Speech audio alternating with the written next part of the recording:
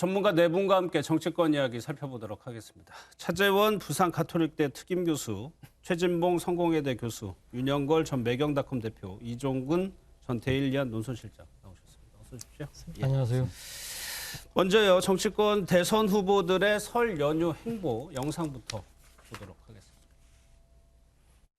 안동 영주를 중심으로 한 북부권, 구미 김천을 중심으로 한 서부권, 포항 경주를 중심으로 한 동남권을 경북의 3대 성장 거점으로 형성하고 청년들이 고향을 떠나지 않고도 먹고 살 수 있는 그런 경북을 만들겠습니다. 평화는 구걸하거나 말로만 외치는 것이 아닙니다. 힘이 뒷받침되어야 자유, 평화, 번영의 통일을 이룩할 수 있는 것입니다. 우리 국민의 생명과 안전을 지키기 위한 특단의 조치를 생각하게 됐습니다. 전 보건의료 인력들이 제대로 헌신할 수 있도록 개선이 필요하다. 뒷받침해줘야 된다. 이런 국민적 공감대를 얻어서 여러분들이 잘 개선이 돼야 그게 또 환자들 서비스에 바로 영향을 줄 수 있잖아요. 내가 다른 후보들보다 나은 점은? 너무 많아요. 너무 많아요. 의사니까 그러니까 당연히 이 코로나19도 빨리 우리가 종식시킬 수 있고 다음에 올 그런 질병들도 빨리 막아낼 수 있고요.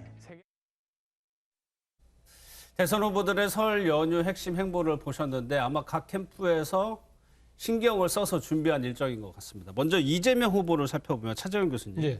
고향을 갔어요. 예. 고향이 TK란 말이에요. 그렇죠. 경북 안동이죠. 거기다가 부인 김혜경 씨의 관향이라고 그러죠. 그러니까 안동 김씨라고 그럽니다. 그렇기 때문에 아마 부부 입장에서는 일종의 뭐 고향의 민심을 다져서 그걸 기반으로 해서 이 선거전을 펴나가겠다는 그런 생각도 깔려 있고요. 그리고 또 민주당 후보가 영남 후보일 경우에는 상당히 영남의 지지를 어느 정도만 갖고 올 수 있으면 호남의 압도적 지지를 바탕으로 해서 필승할 수 있다. 그러한 것들도 아마 염두에 둔 행보가 아닐까 하는 생각이 들고요. 또 아울러서 고향만 찾은 것이 아니라 그 경북을 찾은 김에 경북에 관한 지역 맞춤형 공약들을 여러 가지 내놓았어요. 그런 부분들을 통해서 민주당이 그러니까 지금 동진 전략도 충분하게 그리고 아주 깊숙하게 들어가고 있다는 점을 아마 내외에 가시하려는 그러한 정치적 행보였던 것 같습니다. 예, 차 교수님 말씀하신 대로 이재명 후보가 공약도 발표를 했는데 특징적인 점이 있습니다. 홍준표 의원의 공약을 계승하겠다라고 했습니다. 직접 한번 얘기를 들어보도록 하겠습니다. 홍준표 전 대표께서 구미에 공약하신 바를 실사구시적으로 수용해서 구미공단 스마트 재구조화를 조속히 완결하겠습니다. 육군사관학교를 안동으로 이전하겠습니다. 안동은 대한민국 현 근대사에서 가장 애국지사를 많이 배출한 곳입니다. 그 뜻을 기려서 육군사관학교를 이곳 경북 안동으로 이전해서 그 애국의 정신을 이어갈 수 있도록 하겠습니다. 윤영걸 대표님, 이재명 후보가 TK에서 어느 정도 득표율을 가져오느냐 이것도 굉장히 중요한 변수예요. 그러니까 홍준표 의원의 공약도 흡수하겠다라고 얘기하는 것 같고. 그렇죠. 뭐 이재명 후보가 고향이 안동이잖아요. 그런데도 불구하고 TK 지역의 지지율이 좀처럼 좀 뜨질 않고 있어요. 그래서 이번 설 연휴, 과거에는 추석이 중요했거든요. 추석 12월 달에 대선이었으니까. 그렇죠. 추석 민심이 좌우가 돼서 과거 이해창 후보도 한참 97년에 1등 하다가 추석 민심에 아들 병역 의혹하고 이인재 후보가 출마 선언하면서 급격하게 김대중 후보가 1위로 오고 역대 추석 명절이 변수가 많았는데 이번에는 3월 선거니까 설날이 이제 한 40일도 안 남아서 중요한 변수가 된 거예요. 이재명 후보가 고향 가서 저렇게 공약을 한 거는 내 고향에서 찬밥이 아니라 최소한 미지근한 밥이라도 좀 먹게 해주십시오. 표 좀 찍어 주이소. 이렇게 한 거죠. 부인은 또 저 안동 김씨잖아요. 그러니까 읍소를 한 거죠. 윤석열 후보가 안보라는 테마를 강조했다면은 이재명 후보는 고향, 내 고향, 명절날에 고향 왔는데 고향에서 나 좀 좀 대우 좀 해줘라. 뭐 이건데 그럼에도 불구하고 공약은 홍준표 후보가 냈던 공약, 구미공단이라든지 여러 가지 또 안동에 육군사관학교 간다. 네. 근데 육군사관학교 간다는 공약은 제가 보기에는 그 경북 지역의 경제 유발 효과, 육사 생도들이 그냥 단체로 그냥 기숙을 하는 데거든요. 그만큼 효과가 있을까. 그리고 대통령이 후보라면은 전 국가적인 그걸 보고서 좀 공약을 해야 되는데 예. 너무 좀 지자체 선거처럼 지역에 좀 국한된 선거 공약을 낸 거 아니냐. 뭐 예. 이런 좀 아쉬운 측면은 있습니다. 육상이전은 뭐 다양한 좀 의미가 있을 것 같아요. 그때 주택 부지도 확보하는 뭐 목적이 있을 것 같고. 그런데 최진봉 교수님, 그러면 결국 이재명 후보가 TK 지역에서 어느 정도 득표를 하느냐? 송영길 대표는 40% 얘기하던데 실제 문재인 대통령도 20%를 조금 넘는 수준이에요. 맞아요. 네, 맞아요. 그러니까 40%가 희망사항인데 40% 가긴 좀 어려울 거라고 저는 개인적으로 전망을 합니다. 그래도 목표는 높게 잡아야죠. 뭐 40%가 안 되더라도 최소 30% 정도만 잡는다 해도 사실은 성공이라고 볼 수 있거든요. 그러니까 말씀하신 것처럼 문재인 대통령께서도 20% 정도대, 20%대를 받으셨거든요. 그래서 그보다 더 받는다고 하면 사실은 성공이라고 볼 수 있죠. 그러니까 이재명 후보는 말씀하신 것처럼 TK 출신이잖아요. 본인의 고향이 거기고.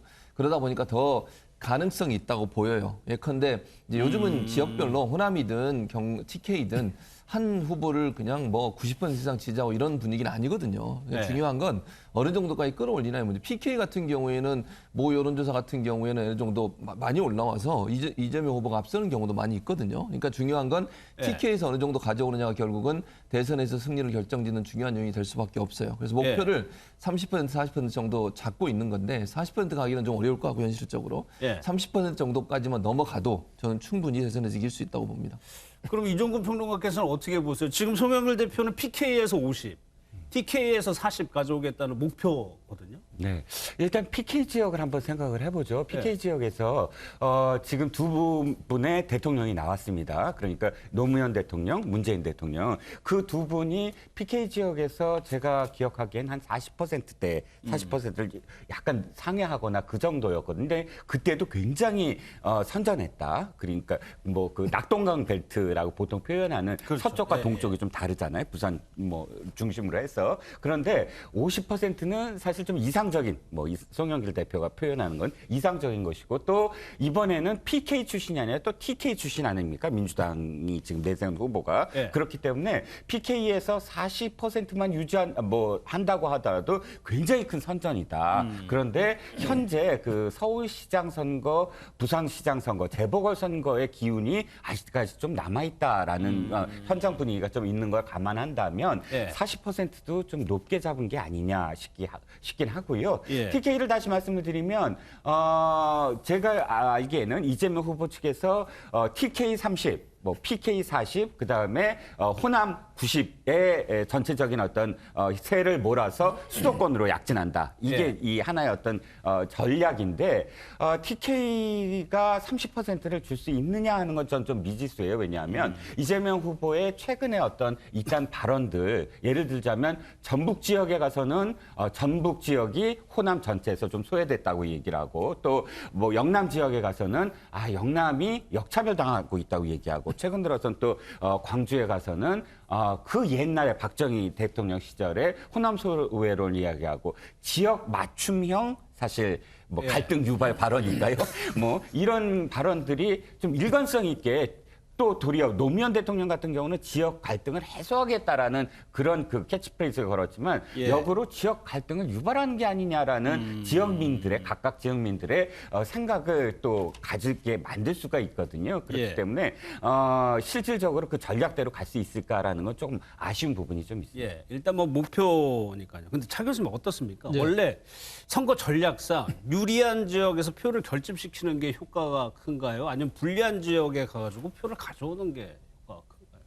일단 뭐 불리한 지역에서 표를 갖고 올 수 있으면 상당히 어떻게 보면 효과가 2배가 될 수가 있는 거잖아요. 상대표를 빼서 오는 것이니까.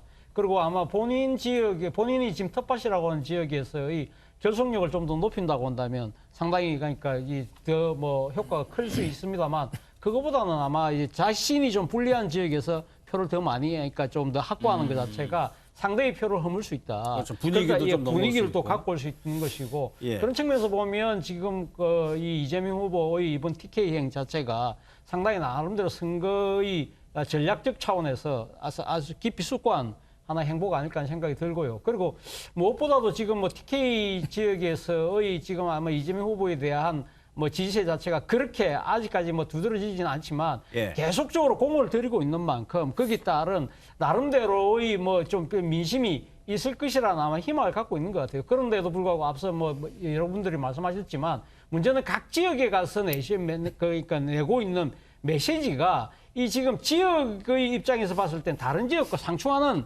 그러한 모순된 메시지들 때문에 과연 그 후보가 내세우는 여러 가지 이야기들이 진정성이라는 차원에서 얼마만큼 이 공감할 수 있느냐 예. 그런 부분들에 대해서는 조금 더 좀 깊이 고민을 할 필요가 있다는 생각이 듭니다. 예. 반면에 윤석열 후보는 강화 평화전망대를 방문했습니다. 민간인이 갈 수 있는 곳 중에 북한을 가장 가까이서 볼 수 있는 곳이 이곳입니다. 그러니까 유영걸 대표. 네.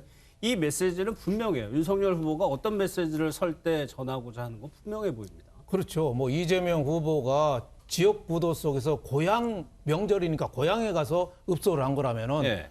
윤석열 후보는 지금 북한이 미사일 7방이나 쐈잖아요. 안보에 대한 위기 의식이 국민들한테 크거든요. 더구나 또 우크라이나, 대만 언제 전쟁이 터져도 이상하지 않을 정도로 일촉즉발의 위기거든요. 예. 그러니까 보수의 윤석열 후보 지지자를 막론하고 중도나 진보 진영까지도 지금 안보에 대해서는 우리가 이래도 괜찮을까 이런 여러 가지 불안감이 좀 있는 건 사실이에요. 그러니까 최전방 가서 저렇게 안보 공약을 하고 또 강화도도 들려서 또 시장 친화적인 시장에 가서 쇼핑도 하고 여러 가지 한 거 아니냐 뭐 이런 생각이 들어서 이재명 후보가 지역을 택했다면은 윤석열 후보는 안보라는 테마를 택한 거다 이렇게 예. 볼 수 있습니다. 최진봉 교수님, 그러니까 최근의 상황을 보면 뭐 얘기하신 대로 1월 달에 뭐 7발 북한이 그 정도로 지금 미사일을 쏘고 있는 상황에서 야당 후보로서는 굉장히 비판하기 좋은 상황이 돼 있단 말이에요. 그렇죠. 이거를 계속적으로 노리고 있는 거예요. 그렇죠. 그것도 이제 특히 보수층 결집에 아주 중요한 요소가 될 수 있죠. 사실은 이게 안보 이슈라고 하는 게 모든 국민이 관심을 갖지만 특히 보수층에 좀 더 강하고 뭐랄까요 좀 극단적인 제 생각은 개인적으로 극단적인 안보 이슈를 끌고 나오는 것은 결국 보수층 집결을 하겠다는 의도라고 저는 보여져요.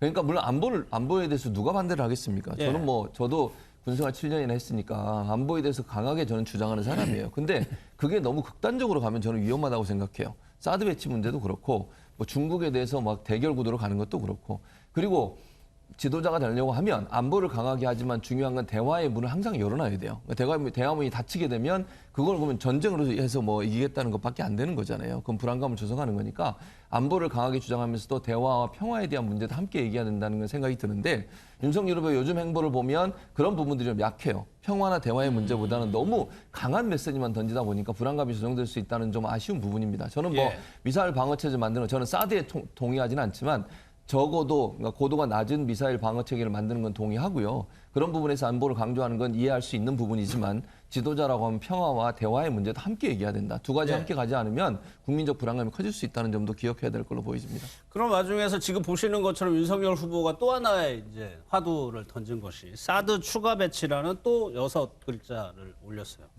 이종구 평론가, 글쎄요, 사드 기지 안에 관련된 무언가가 들어가도 굉장히 논란이 되는 예민한 문제거든요, 네, 그렇습니다. 이게.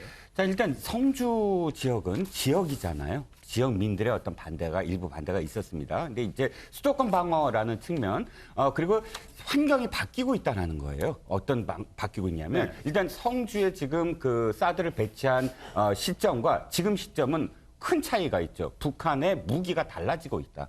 2017년도 문재인 대통령이 출범한 이후 지금까지 엄청난 그런 그 발전을 이뤘어요. 그 북한 무기 체계가. 저는 가장 눈에 들어오는 게 극초음속 미사일입니다. 마하 10 이상이에요. 즉 간단하게 표현하면 발사 시점부터 수초 이내에 서울 지역을 불바다로 만들 수 있다. 수도권 지역을 불바다로 만들 수 있다라는 무기입니다. 이 무기는 공식적으로는 미국, 중국, 러시아밖에 갖고 있지 않아요. 그러니까 뭐 유럽에도 지금 뭐 영국, 뭐 독일도 갖고 있지 않은 무기라고 합니다. 그렇다면 이 무기가 또 있고 최근 들어서는 중거리 탄도 미사일 뭐 실험도 실전 배치를 했다라는 게 나옵니다.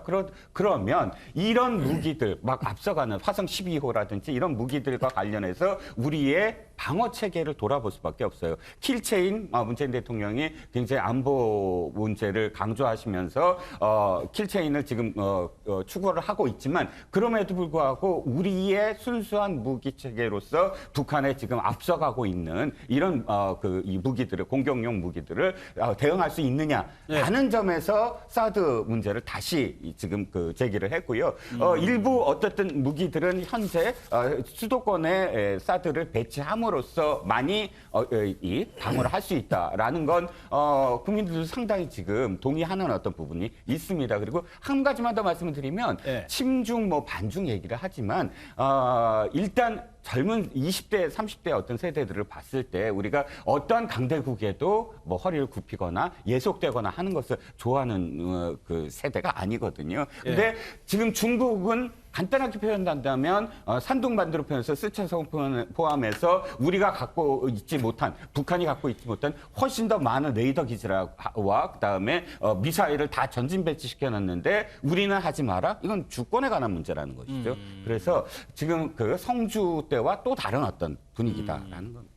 근데 차장님 이 사드라는 것이 단순히 북한에 대응하기 위해서는 뭐 설득력이 있어 보이긴 하지만 이게 사실 중국하고 연결된 문제이기 때문에 우리 정부가 조심하는 측면이 있는 거거든요. 그렇죠. 사실 뭐 지금 저는 뭐 지금 이종근 평론가께서 말씀하신 대로 그러니까 안보 주권이라는 차원 그리고 또 이 미사일 방어망 체제를 확실하게 해야 된다는 부분에 대해서는 저는 뭐 충분히 동의를 하지만 그러나 그 중에서도 왜 굳이 사드만 딱 끄집어내서 이야기를 했을까? 상당히 노리는 나름의 정치적인 그 일종의 뭐랄까 포석이 있다는 생각이 듭니다. 그러니까 사드라는 부분 자체가 지금 중국에 대한 굴종 뭐 그런 측면 아까 방금 말씀하신 것처럼 사실은 뭐 그러니까 지금 이 사드가 우리가 지금 배치하는 것은 북한의 탄도 미사일에 대한 방어 체제인데 왜 그럼 중국이 저렇게 간섭하느냐? 거기에 대해서 왜 우리는 구심구신하느냐? 그러한 부분들에 있어서의 그러니까 이 외교적 굴종 그것은 반문 그 캠페인을 선거 전략으로 하는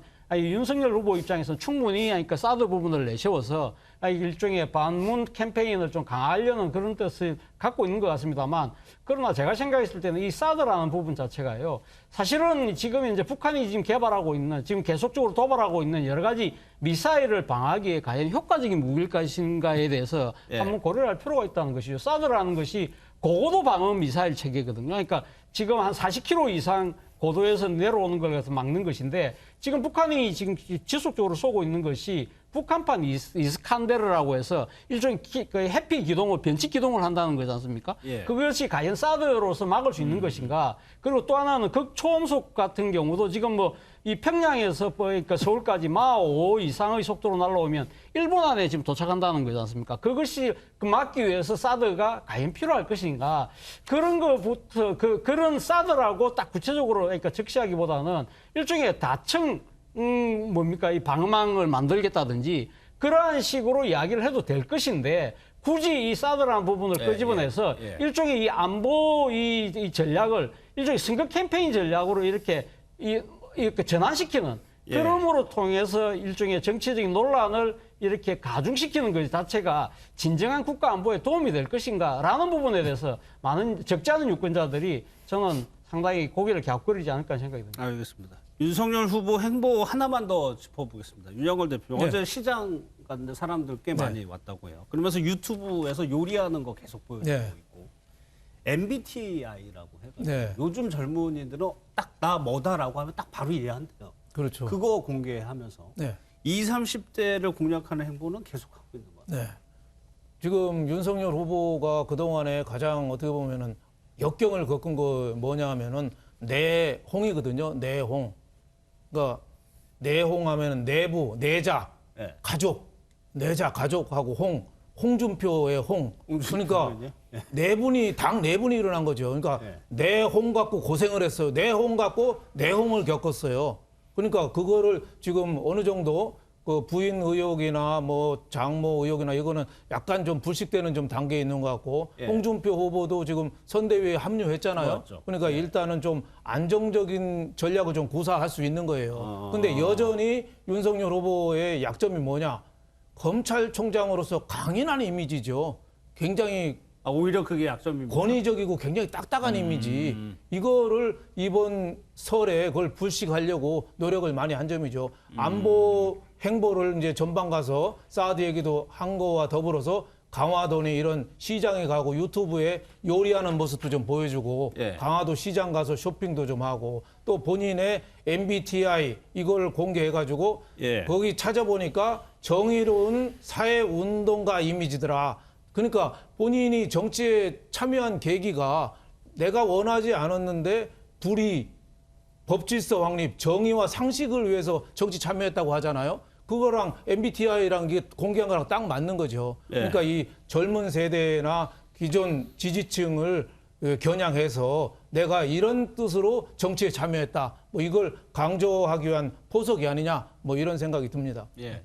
안철수 후보 행보도 한번 짚어보겠습니다. 최진봉 교수님, 글쎄 안철수 후보가 2명의 후보하고 다른 점은 김미경 교수가 또 있고 딸 안설희 씨도 귀국을 해가지고 오늘부터 활동을 한다고 해요. 네. 이게 지금 좀 답보 상태에 있는 안철수 후보의 지지율을 타개할 수 있는 돌파가 될 수 있을 것이냐?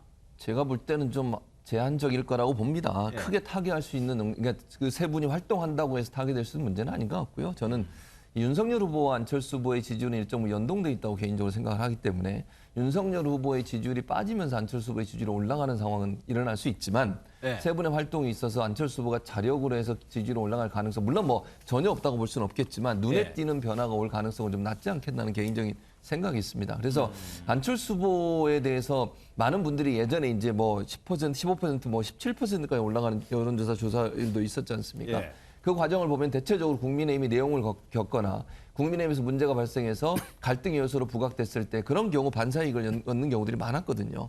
그래서 물론 이제 이번에 뭐 제 예측은 그럽니다만 만약에 세 분이 활동을 해서 코로나 의료봉사하고 이러면서 지지율 올라간다고 하면 자력으로 올라간다고 하면 볼 수 있겠지만 예. 만약 세 분이 활동을 했음에도 불구하고 특별히 지지율의 변화에 큰 변화가 없다고 하면 이거는 윤석열 후보와 연동돼 있는 지지율로밖에 볼 수 없는 상황이다. 저는 그런데 둘 중에서 윤석열 후보와 연동돼 있는 지지율로 저는 보는 관점이고요. 그래서 제가 볼 때는 크게 변화가 올 가능성은 없지 않겠나 하는 개인적인 전망입니다. 지지율을 그럼 바로 한번 볼게요. 이종근 평론, 글쎄요. 과거에는 명절 민심 굉장히 중요하다고 했었고요. 이 기조가 지금도 이어진다고 봐야 됩니까? 이번 설 연휴가 대선에 누구를 찍을지에 대해서 좀 중요한 역할을 할까요? 설 명절이요? 예. 예. 왜 중요하냐면 이겁니다. 보통 사람들이 저야 정치평론가니까 매일 정치 얘기를 하지만 네. 일반적인 국민들이 정치 얘기를 할 수 있는 공간이 있을까요? 거의 없습니다. 그런데 바로 설 명절 때 가족들과 만나면서 자신이 생각했던 것을 이야기를 하는 것이죠. 그러니까 네. 자연스럽게 정치 얘기가 나오면서 대개 정치 심리학자들은 이렇게 얘기를 합니다. 말을 하면서 사실은 생각이 굳어진다는 거예요. 생각을 정리한다는 거죠. 그렇죠. 생각이 예. 정리된다는 거예요. 그러니까 내가 어떤 생각을 갖고 있다. 그래서 내가 무슨 말을 한다라는 게 아니라 내가 무의식적으로라도 무슨 생각을 해왔구나라는 걸 말을 하면서 깨달으면서 내가 어떤 합리적인 어떤 근거로서 누군가를 지지하고 있구나라는 결론에 도달한다는 거죠. 예. 그래서 이 내 집단이 강화된다. 뭐 이렇게 해서 명절 민심은 그렇기 때문에 중요하다고 얘기하는 건데 그렇기 때문에 부동층이 훨씬 줄어드는 효과가 있어요. 그러니까 이 설 명절 직전까지는 뭐 전화가 왔을 때 난 모르겠어요 아직 뭐 이런 정도의 어떤 대답이라면 예. 설 명절 이후에는 내가 누구를 지지합니다라고 바뀌게 되는 어떤 경우가 많다는 거죠. 그래서 부동층이라든지 무당층이 줄어드는 효과 그리고 양쪽으로 결집하는 효과 이런 것들이 확실히 명절 이후에 여론조사가 바뀌는 그런 근거라는 것이죠. 그런데 설 명절 때 좀 변수라고 꼽았던 게 두 후보의 양자 맞습니다. 토론인데 무산됐어요. 그러면은 네. 글쎄요, 이 민심을 흔들 만한 뭔가 왜 바깥으로 보이는 게 없었단 말이에요.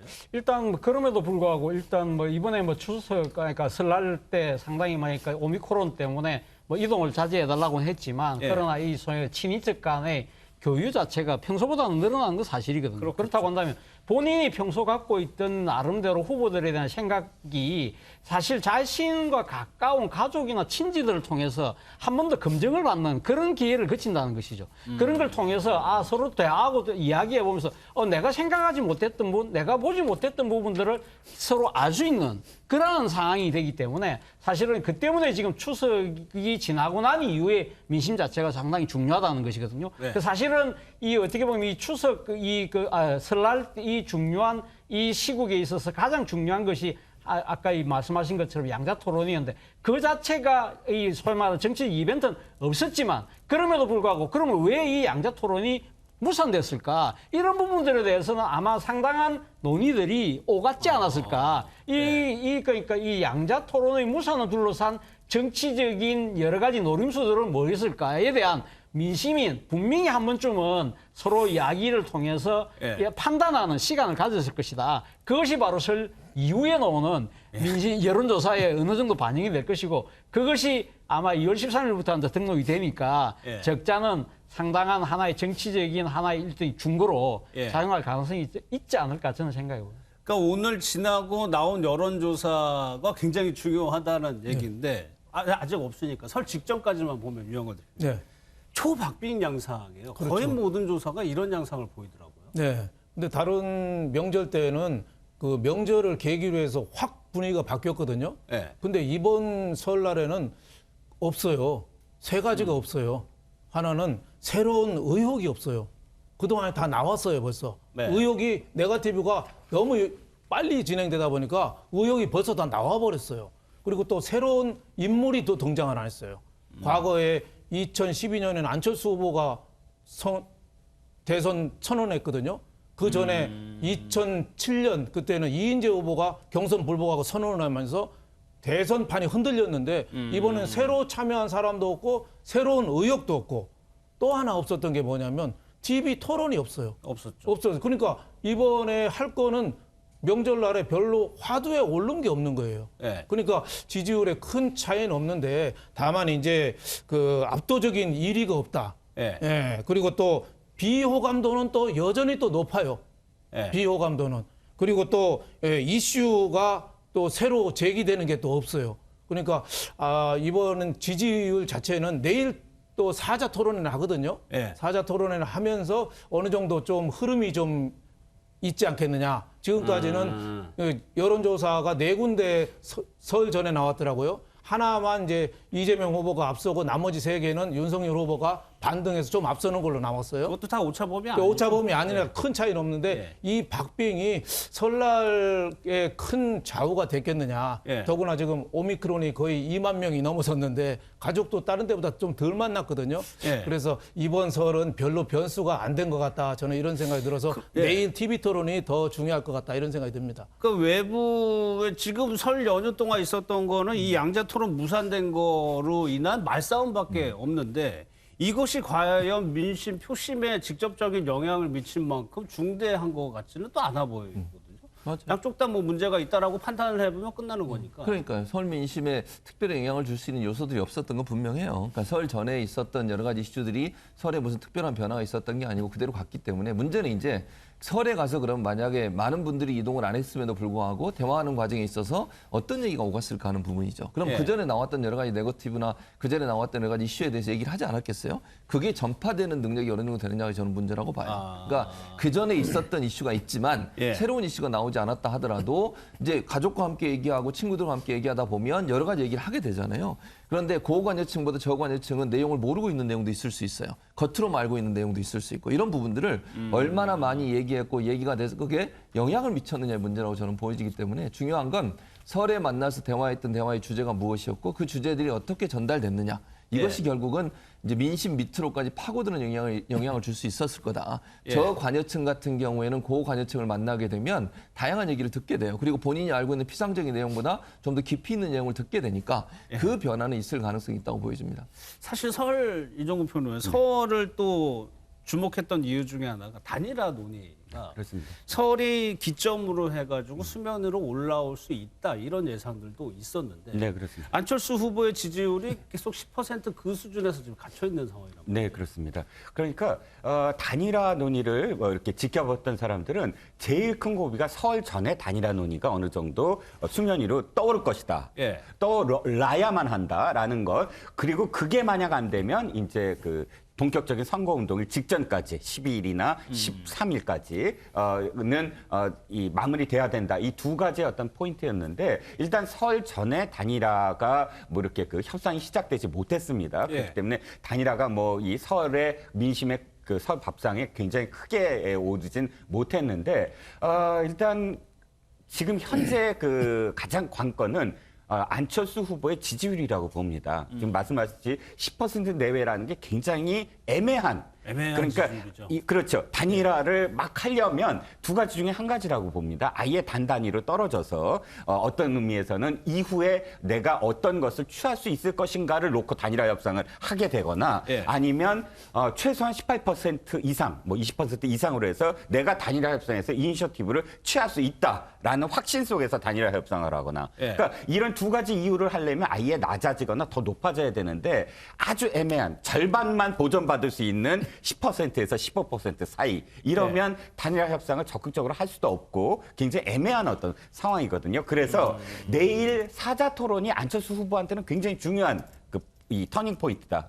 그러니까 사자 토론을 통해서 내가 이재명 후보의 경쟁을 할 수 있는 그런 후보자의 적격 후보자다라는 걸 보임으로써 지금 갇혀 있는 15% 이상을 뭐 치고 나간다라고 한다면 도리어 적극적이 될 수도 있는데 그렇지 않다면 여전히 좀 지지부진하고 애매한 상황이 될 것 같습니다. 그러면 앞으로의 단일화 관련 논의도 차 교수님 이 정도 안철수 후보의 지지율이 이 정도를 유지한다고 가정을 한다면 네.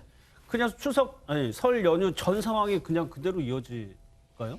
일단 뭐 제가 생각했을 때는 사실 단일화의 골든타임은 저는 지났다는 생각이 듭니다. 그러니까 뭐 지금 지지율도 지지율이지만 문제는 지금 단일화가 가장 필요한 척은 일단 국민의힘 윤석열 후보가 아니겠습니까? 예. 제가 생각했을 때는 뭐 단일화가 된다고 해서 안철수 후보 쪽으로 단일화는 뭐 물론 본인은 그렇게 주장하지만 여러 가지 그러니까 객관적인 지표로 봤을 때는 그러니까 윤석열 후보 쪽으로 될 가능성이 높고 그것이 만약에 단일화가 가장 필요한 사람은 어떻게 보면 윤석열 후보일 수 있는데 윤석열 후보 측에서의 그 단일화를 위한 절박감이 그렇게 크게 보이지 않는다는 겁니다. 왜? 지금 말씀하신 것처럼 안철수 후보의 지지율 자체가 주춤주춤해서 약간 빠지는 측면이 있기 때문에 그렇다고 한다면 소위 말하는 사표 방지 심리가 작동하면서 결국 안철수 후보는 그러니까 이 지금 확장성은 점점 더 줄어들 수밖에 없을 것이다. 네. 그렇다고 한다면 국민의힘에서는 소위 말하는 자강론, 우리 뭡니까 이 양자구도가 아니고 이 삼자구도로 가더라도 충분히 이길 수 있다는 이 여러 가지 생각들이 지금 커질 수밖에 없는 상황이고 여기다가 당대표인 이준석 당대표가 안철수 후보에 대한 여러 가지 정치적인 그 감정이 고리 깊잖아요. 네. 그걸 계속적으로 지금 상당히 그러니까 안철수 후보의 정치적 자존심을 건드리고 있는 이야기들을 많이 하고 있기 때문에 네. 그런 부분들의 간극을 메우기도 쉽지 않다. 그리고 또 특히 안철수 후보 입장에서도 계속적으로 지금 마이웨이 끝까지 완주하겠다는 입장을 갖고 있기 때문에 그렇죠. 여기서 만약에 터닝을 하기 위해서는 진짜 상대에서 뭔가 절박하게 하면서 권력을 뭐 절반 정도라도 내어놓겠다는 식의 통 큰 양보가 없이는 받아들이기가 쉽지 않다. 그렇다고 한다면 제가 생각했을 때는 사실상 골든타임도 지났고 이제는 터닝할 수 있는 명분도 여지도 없다는 생각도 듭니다. 유영걸 대표께서 보시기에 국민의힘은 어떤 생각인 것 같으세요? 결국 그냥 이대로 쭉 가다 보면은 그 표가 윤석열 후보에게 올 수 있다라고 보는 겁니다. 뭐 지금 뭐 지지율이 좀 윤석열 후보가 반등이 되고 안철수 후보가 좀 정체 상태잖아요. 네. 10% 밑으로 나오는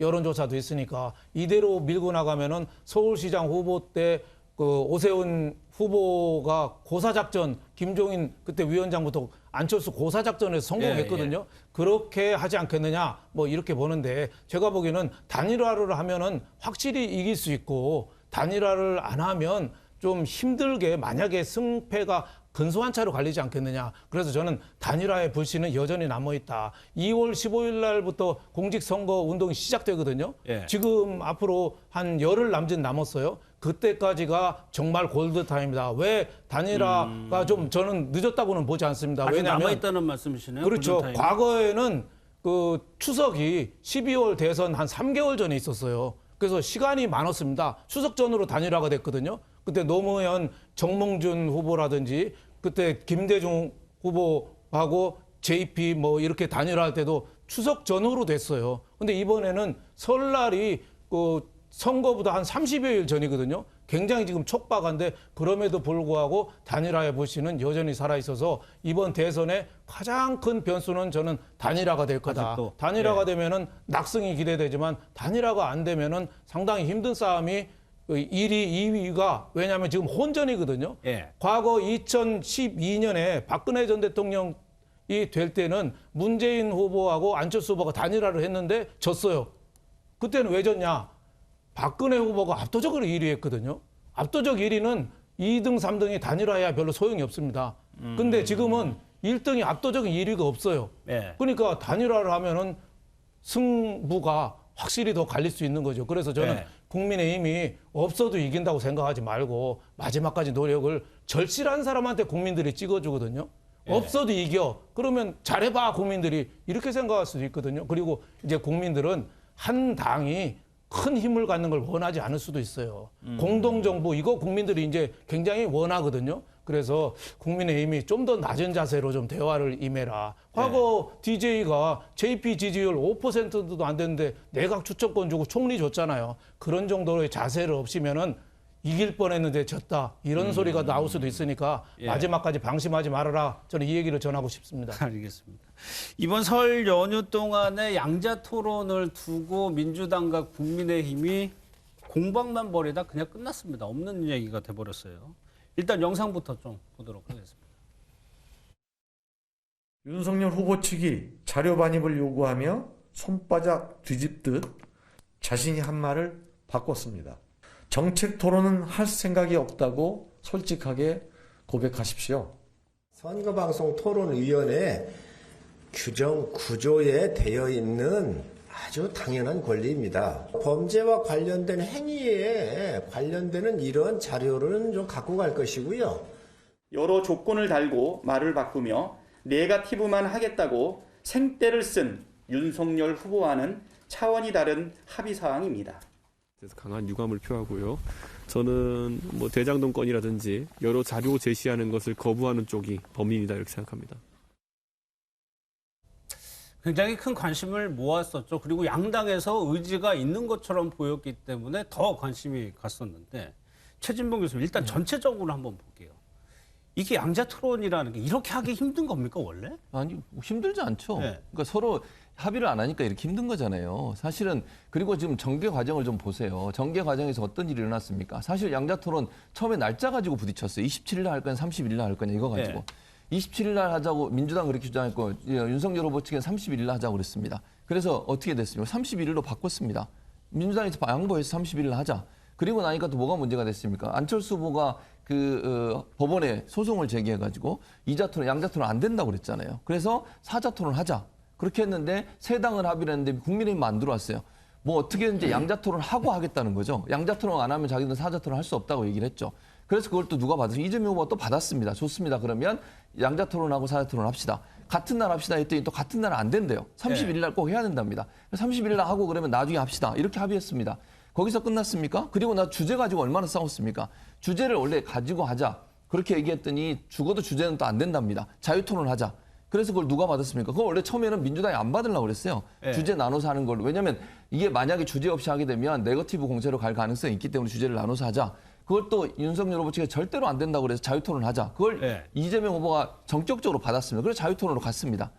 그렇게까지 와서 마지막 남은 게 자료 갖고 들어오는 문제였어요. 네. 처음에 그럼 자료 가져온 것도 국민의힘에서는 자료 가지고 안 들어오게 하는 그런 제안을 가지고서 협상에 임했습니다. 나중에 바꿔가지고 자료를 가지고 들어오겠다고 하는데 자료 가지고 들어오는 게 뭐냐면 대장동 관련된 자료를 가지고 오겠다는 겁니다. 그래서 그걸 이제 반대를 한 거예요, 민주당에서. 그러면 지금까지 쭉 진행되어 온 과정을 거의 99% 민주당에서는 다 양보를 해서 받았어요. 하나 남은 거 자료 가지고 그거 끝까지 가져오겠다고 하는 거 아니고 지금 저게 나오는 저 화면입니다. 지금 박주민 의원이 보여준 저 화면 저기 보면 무자료로 돼 있어요. 자료가 그건 국민의힘이 가져온 거예요. 민주당이 가져온 게 아니고. 갑자기 자료를 가져오겠다고 하면서 네거티브로 가겠다는 전략을 보여준 거 아니겠어요? 그러면 저는 이렇게 생각해요. 만약에 저걸 자료로 가지려면 저는 민주당이 역제안을 해야 한다고 생각해요. 그게 뭐냐면 차라리 그러면 주제 나눠서 하자. 주제 나눠서 자료 가져와라. 네. 그러면 국민의힘이 또 받겠습니까? 왜냐하면 국민의힘의 그 속셈을 보면 제 느낌입니다만 자료 없이 네거티브로 대장동 이슈만 처음부터 끝까지 얘기하겠다는 의도라고 보여져요. 과연 국민들이 그걸 이 토론을 통해서 원할까요?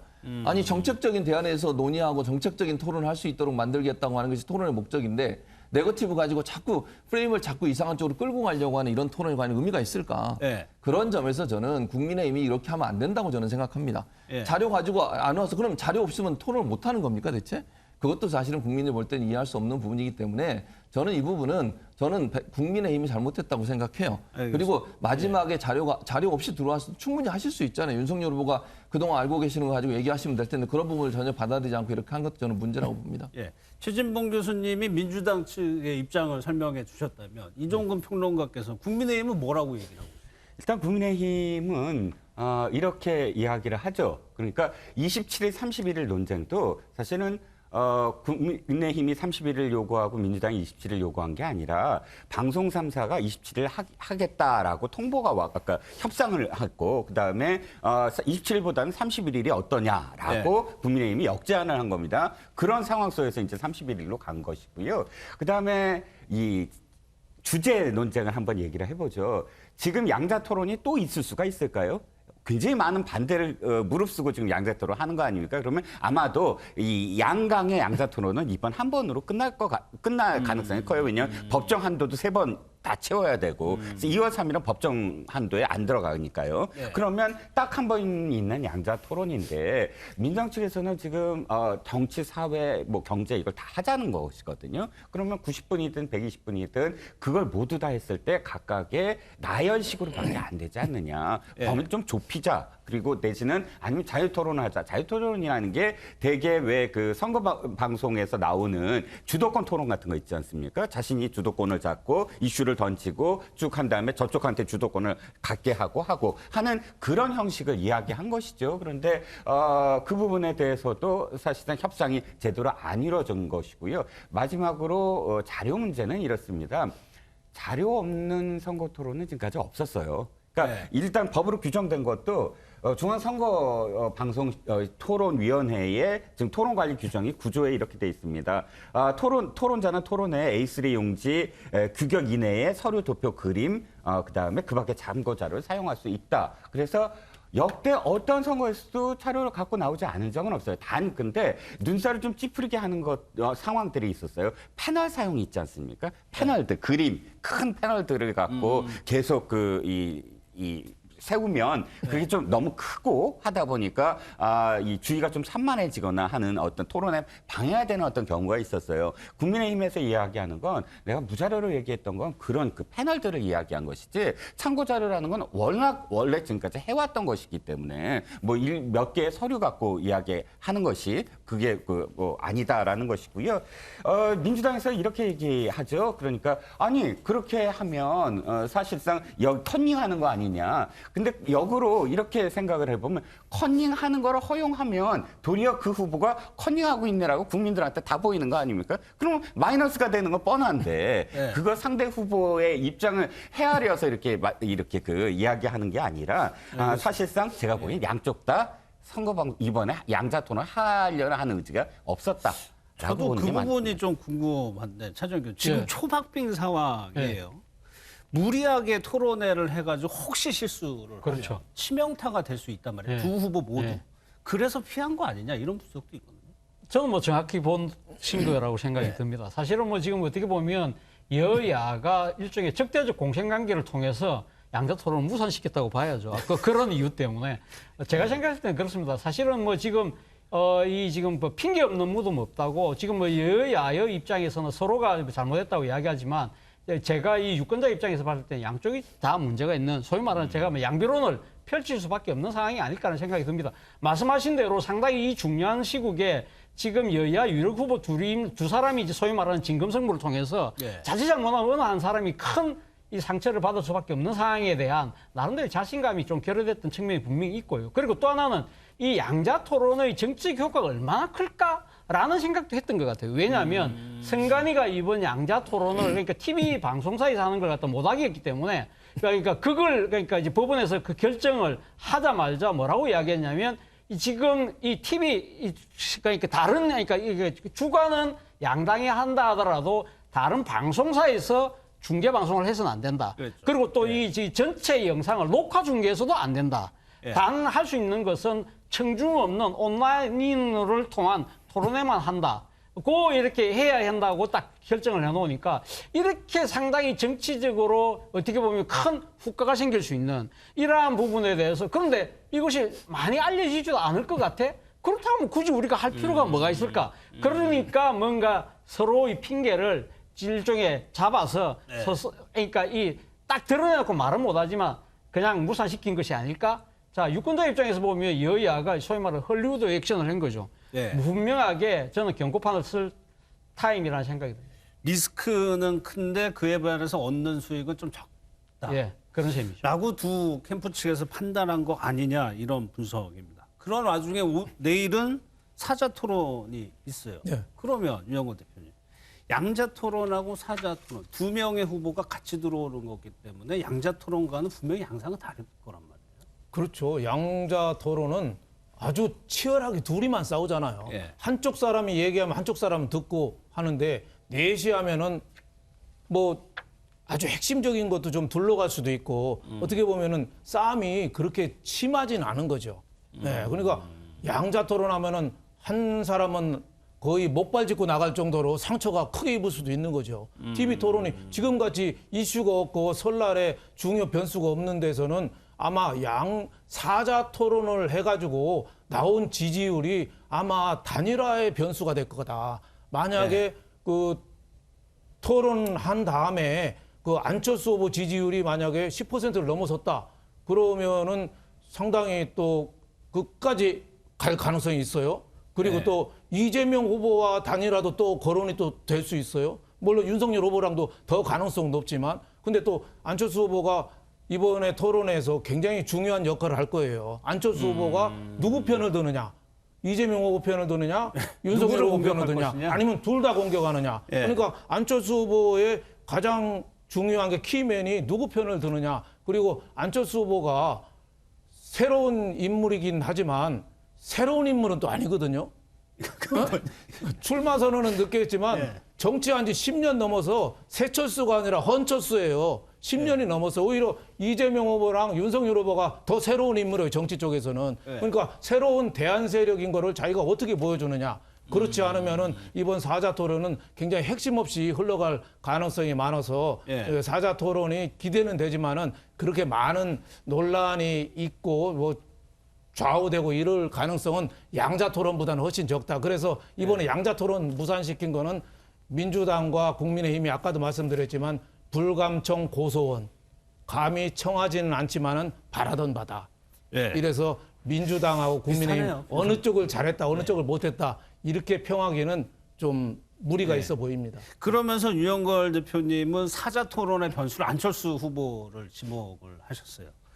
최진봉 교수께서는 뭘로 보십니까? 예상을 한번. 그 예상을 해보면 저도 그 부분에 일정 부분 동의해요. 지금 윤 대표님 말씀하신 부분에. 왜냐하면 안철수 후보가 양쪽을 다 공격할 거예요. 제가 볼 때는. 그렇게 또 얘기를 하더라고요. 왜냐하면 후보를 공격하겠다고. 일단 뭐 본인은 야당 후보군 중에 포함돼 있잖아요. 그럼 이재명 후보를 당연히 공격해서 본인 이재명 후보보다 강점이 있다는 걸 강화시킬 거고 또 하나는 윤석열 후보와 경쟁을 해야 되는 상황이에요. 만약에 단일화를 또 논의하게 되게 되면 본인이 아무튼 경쟁력인 후보가 돼서 이재명 후보를 이길 수 있다는 부분을 분명히 부각시켜야 돼요. 그러면 양쪽을 공격할 수밖에 없어요. 어느 한쪽을 편을 들 수 없는 상황이기 때문에 제가 볼 때는 안철수 후보가 어떤 역할을 하느냐. 또 그 질문 가운데 두 사람, 즉 이재명 후보나 윤석열 후보나 실수나 실언이 나오냐 안 하느냐. 이건 저는 중요할 거라고 보거든요. 실언. 그렇죠. 왜냐하면 이 토론에서 가장 중요한 게 실점을 하는 게 더 중요해요. 강점을 얻는 것보다. 그러니까 점수를 따내는 것보다 토론에서는 실언을 하거나 잘못된 말을 해서 그것 때문에 치명적인 치명타를 입었을 경우가 더 문제가 되는 거거든요. 그러니까 문제는 질문을 어떤 방식으로 하고 그 질문에서 어떻게 대응하나에 따라서 각각 다른 평가를 받게 될 텐데 안철수 후보의 역할이 결국은 두 사람에게 어떻게 영향을 미칠지는 지금 상황으로서 예상하기 어렵지만 양쪽 다 긴장하고 대비해야 되는 상황이라고 볼 수 있겠습니다. 그렇죠. 지금 뭐 살얼음판을 걷는 상황이니까 지지율을 보면 민주당이나 국민의힘을 보면은 이종훈 표는 일단 네거티브는 안 하겠다고 선언은 하고 있단 말이에요. 초반에는 그럴 수 있죠. 토론회 초반에는. 근데 이게 과열되다 보면은 또 나올 수도 있는 거예요. 아니 처음부터 사실 전 네거티브가 나올 수 있다고 봅니다. 초반이 아니라 왜냐하면 네. 네거티브와 검증이라는 건 사실 종이 한 장 차이잖아요. 네. 이재명 후보도 긴급 기자회견을 며칠 전에 했습니다만 네. 긴급 기자회견을 통해서 네거티브 안 하겠다라고 이렇게 선언을 했습니다만 그럼에도 불구하고 뭐 몇 시간도 지나지 않아서 그 당의 법사위에서 바로 뭐 그 상대당 후보의 부인과 관련된 언급이 시작이 됐습니다. 이유는 이건 검증이다. 이렇게 표현을 했어요. 그러니까 검증과 네거티브 사실상 이렇게 그 국민들이 들여다볼 때 어느 당이든 상관없이 내가 하면 검증이고 남이 하면 네거티브다 이런 느낌이에요. 그래서 하죠. 어쨌든 그 뭐 사자 토론에서 그런 그 상대당의 의혹에 대해서 발언하지 않을 거다라는 건 기대할 수 없으리라고 봅니다. 하지만 가장 중요한 건 저는 이렇게 생각을 해요. 논리적이다. 사실 논리적인 사람이 대통령 후보 된 적이 저는 없는 것 같아요. 즉 예를 들자면 유승민 후보가 굉장히 논리적이에요. 모든 수치를 다 이해하게 하고. 근데 사실상 그 당의 대통령 후보가 되지 못한 어떤 상황 아닙니까? 그리고 또는 감성적이다, 설득력 있다. 물론 논리적인 사람보다 감성적인 사람이 더 이 표를 더 받을 수 있지만 결정적으로는 태도, 즉 그 사람이 얼마나 진정성 있게 이야기하느냐.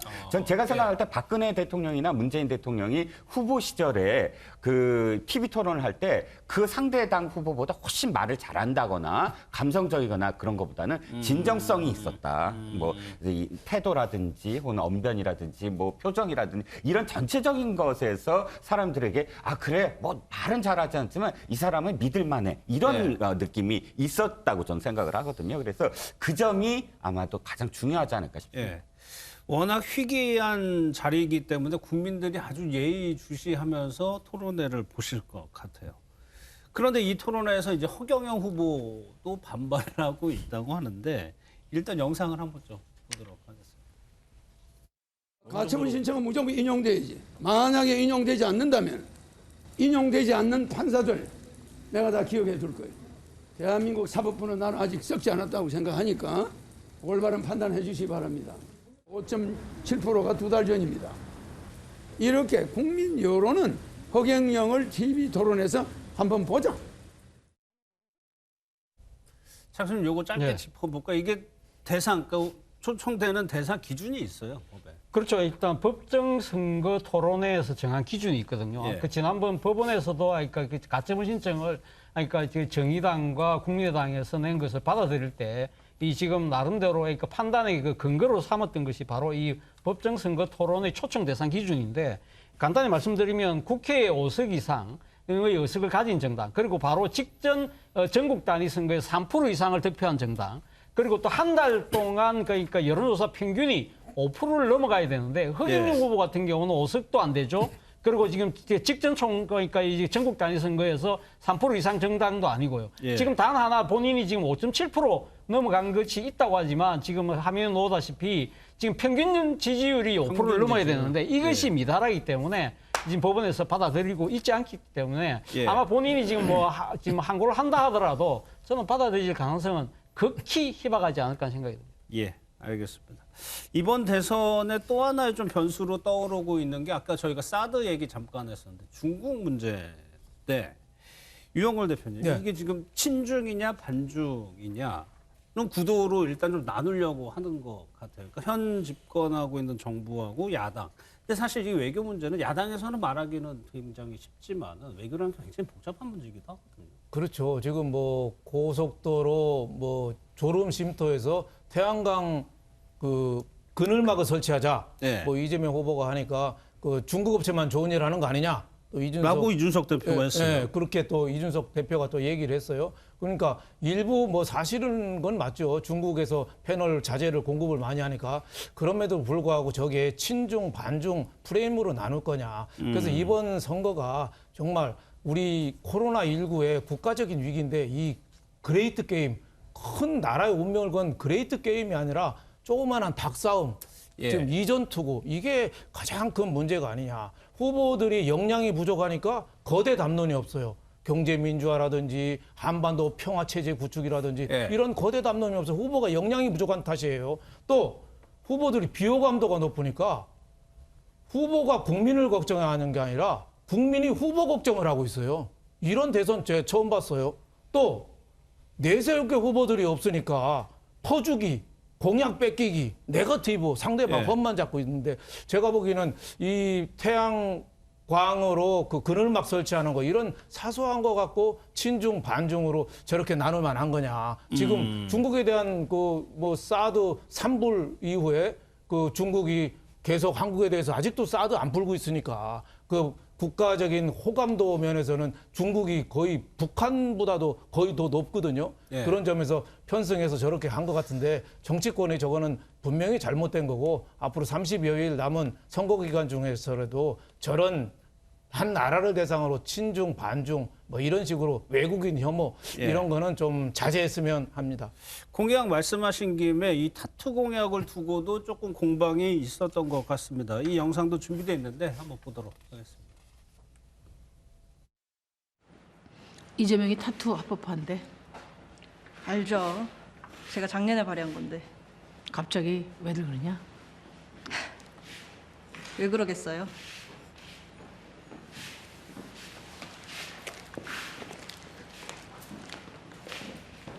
근데 저쪽은 주사일제 한대요? 안 할걸? 아 진짜요? 공약에도 없잖아. 그래도 뭐 필요하다는 식으로 말은 하던데. 강 대표 2003년에 몇 살이었어? 뭐 9살이었나? 주월제 누가 한 줄 알아? 2003년도에? 하던 사람이 해야지 누가 하겠어?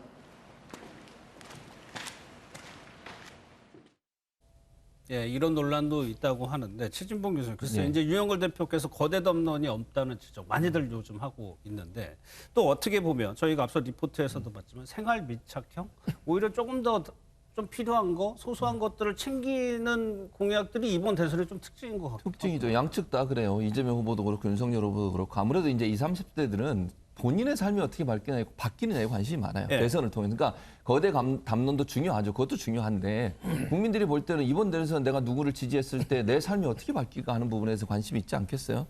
그런 부분들 소확행 또는 뭐 윤석열 경축 다른 이름으로도 하시더라고요. 근데 그런 부분들은 결국은 국민들이 실제 심쿵이라고 하네요. 심쿵 약속이라고 하는 네. 이 두 가지 제도를 통해서 국민들이 실제 느낄 수 있는 체험적인 어떤 공약들을 제시함으로써 20, 30대의 어떤 지지율을 끌어올리려는 의도라고 저는 보여요. 왜냐하면 이게 이번 대선의 특징 중에 하나 20, 30대가 스윙 보터가 돼버렸어요. 그러니까 예전에는 약간 어느 한쪽 뭐 진보 진영을 좀 지지하는 게 높았던 게 일반적이거든요. 근데 이번 선거에 보면 전혀 그렇지 않습니다. 이거는 뭐 이슈에 따라서 너무 변동이 심해요. 그리고 언제든지 지지자를 바꿀 수 있는 그런 모습을 갖고 있기도 하고요. 이러다 보니까 20, 30대를 집중적으로 공략하기 위해서 국민 체감형 공약들을 내놓을 수밖에 없는 상황이 된 거죠. 네. 근데 이제 문제는 이게 너무 이것만 강조하다 보면 거대 담론, 그러니까 우리가 대통령이 할 수 있는 여러 가지 담론 중에 큰 그림은 안 보이는 문제가 발생해요. 이 두 가지가 잘 조화를 이루어야 되는데 예. 지금은 아마도 스윙보터가 된 20, 30대를 집중적으로 공략하기 위해서 송악행이라든지 아니면 심쿵이라든지 이런 아주 적지만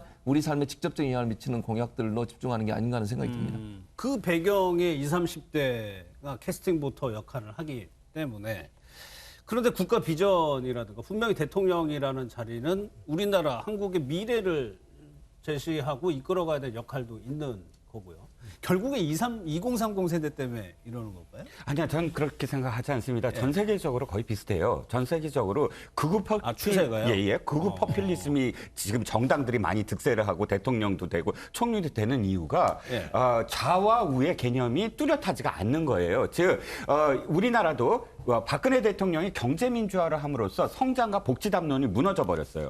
즉 우파 쪽에서도 복지에 대해서 무상급식도 다 받아들이고 하다 보니까 최근에 기억하세요? 혹시 그 진보 좌파 쪽에서의 거대 담론이 최근에 뭐 있었나요? 거의 없었어요. 정의당을 예로 들어보죠. 우리나라 정당 중에 가장 계급 정당으로 속해 있잖아요. 근데 이 진보의 정당에 내세우는 가치가 여성 문제나 환경 문제나 아주 작은 아까 얘기했던 타투 이런 거로 집약이 돼요.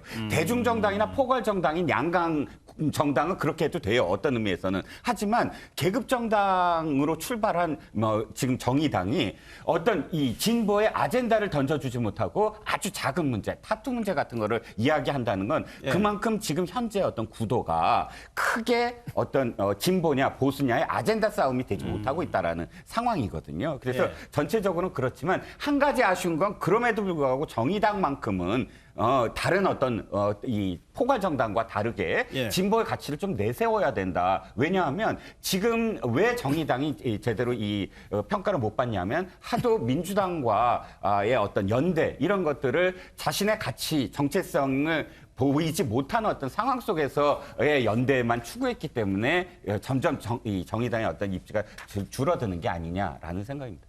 예. 정의당 관련해서 좀 짧게 요거 한 15초 가능할까요? 예, 저는 일단 정의당 입장에서는 사실 그동안에 문재인 정권에 들어서서 사실은 제2중대 같은 그런 식의 상당히 정치적인 비판에 올라 있었잖아요. 그렇다고 한다면 정의당의 색깔을 저는 좀 더 차별하게 보여주는 것이 더 필요한 것이 아닐까 하는 생각이 듭니다. 알겠습니다.